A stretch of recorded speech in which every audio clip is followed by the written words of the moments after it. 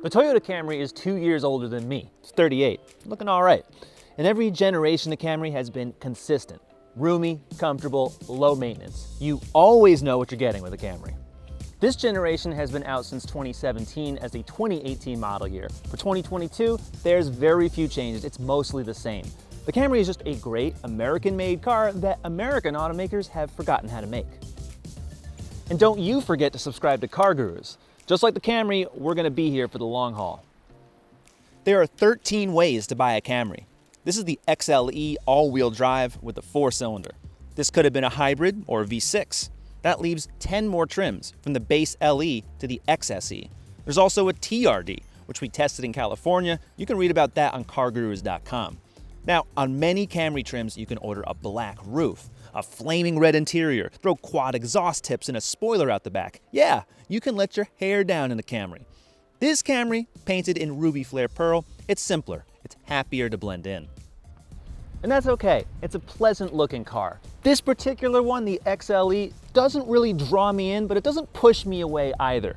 It's a little simpler than the XSE models or the SE Nightshade. That's a new trim on the hybrid model that darkens things up, adds some spiffier wheels. You can add all those things to a Camry, but in general, it's fine, right? LED headlights, LED taillights are optional. This one has it. Now, it's saying something when you can't recognize what Camry you have. It could be the Uber drivers, it could be the neighbors, who knows? Because millions of people rely on this car. They buy the Camry for economy, for easy driving at low cost. I'm talking up to 39 mpg highway without the hybrid. Most of these Camry 4-cylinders are 28 to 32 combined. And look at the hybrid. Remember, this is a real car, not a Prius. These numbers are insane for a big sedan. This XLE, the 4-cylinder all-wheel drive, is actually the lowest among all those 4 cylinders. It's 25 city, 34 highway, and 28 combined. That's about the same as a RAV4 because this all-wheel drive system is from the RAV4. It sends up to 50% of the power to the rear axle at maximum, if it happens. Most of the time it's front-wheel drive, but it is added weight, a little over 160 pounds. So you gotta ask yourself, do you really need all-wheel drive? And if the answer is no, then you save a lot more.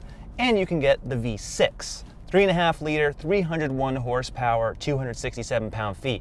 Now, a lot of other non-luxury mid-size sedans don't offer a V6 anymore. Toyota doesn't sell a whole lot of them because it definitely does command a premium, but the power is definitely there. There's not that much power on this 4. It's a 2.5 liter, 202 horsepower, 184 pound-feet. Now, both the V6 and the 4 use an 8-speed automatic, but this 4 is just, here, I'll let you listen to it.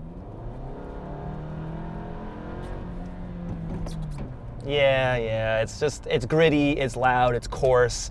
It works, right? It's fine. But there's a lot better engines these days, especially with turbos. The Honda Accord, the Hyundai Sonata, a lot of other vehicles use that. They provide a lot more low-end grunt without this noise. And it's just, this is kind of a big car. So, yes, you're getting fuel efficiency, very high fuel efficiency, but you don't really get much pickup. So you just gotta ask yourself, is that what you want? For me, absolutely, I'm V6 all the way. But power has never really been a Camry thing, and to that, the ride is really good. It doesn't need any fancy dampers or anything like that, it's just tuned right, feels good, it's quiet, not exactly Lexus quiet, but it's nice. This is why you're in this car for hundreds of miles. Why I took 100 of miles back home, because it drives well. It never leaves you tired, and when you get out, you're actually pretty refreshed. It's comfortable. So all the basics here are good, including this chassis. The first time I drove this Camry was several years ago. It was a hybrid. I actually like that hybrid better. There's more torque involved, and let me tell you, the hybrid on the RAV4, you can also watch that video, it's better than the regular RAV4. So Toyota hybrids are actually quicker than the non-hybrid versions. I think they drive better, but every Camry you're in, the steering is actually good. The chassis just feels like it's actually buttoned down. You can actually drive a Camry and have some fun. Whereas previous Camrys, they were a lot softer. There was really no involvement whatsoever. So Toyota's bringing that driving feeling back into a regular Camry, and I appreciate that. The brakes are also good, a little soft, but reassuring.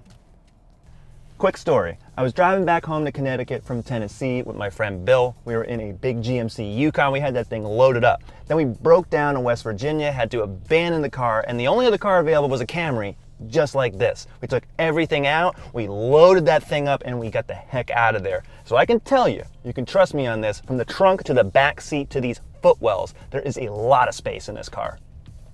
This interior is just okay in black. On the red and the tan, it's more contrasting, so it accentuates the dash curves. But materials, well, they're not class leading. It's mostly plasticky, it's hard on the lower surfaces. It's all durable, but it's not premium. And now that the Avalon is no longer on sale, this is the best we've got from Toyota, and it could be better. My big gripe is with this screen. It's sticking out. I know that's the trend among car designers, but I don't really like it anywhere, especially here, because when the Camry came out, this was nice and flush, it looked sleeker. Now it looks worse to me. Toyota's infotainment is also very dated, and only the new Tundra has the redesigned system. It's coming, but for now, you get this. It's basic, but it works. It's logical, it's fast, easy to change things, right? But the cameras, I'll show you that. It's kind of like watching a surveillance video on a VHS tape. These are pretty bad. The head-up display is much better. It's wide and offers lots of useful info. So does the central display. It's full of detail for settings and info like all of the standard driver assist. Now, blind spot monitoring is optional. It's standard on this XLE, but it's not standard on all the Camrys. But adaptive cruise, active lane centering, that is standard. And it actually works pretty well. Doesn't work quite as well as other semi-automated systems and other manufacturers, but it's there. 10 airbags come standard on the Camry, and there's rear side impact airbags. That's a feature that most new cars don't even have, even today. I like that a lot. And this panoramic moonroof, not something you're finding on the lower trims. This one has an electric parking brake that's not on every trim. Many Camrys still have a foot pedal. The Camry LE starts at $25,395. That's a great value. But here's something I bet you didn't know. You can buy a Camry XLE or XSE, choose the inline 4, V6, or the hybrid. And when you add options, all of them cost about the same, $37 and change. This XLE is loaded for $37,854 with destination. It's kind of interesting because normally you can only get all the options on a car on one top trim. Toyota gives you more flexibility on price, more choice. You can save more money and get a well-equipped SE for about $32. It wouldn't be a Camry if the prices weren't reasonable.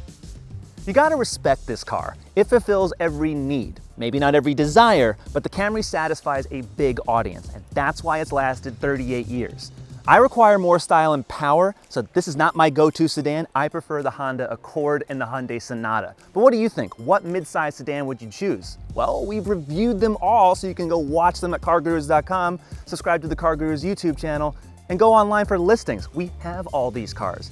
Thanks for watching, and we'll see you again next time.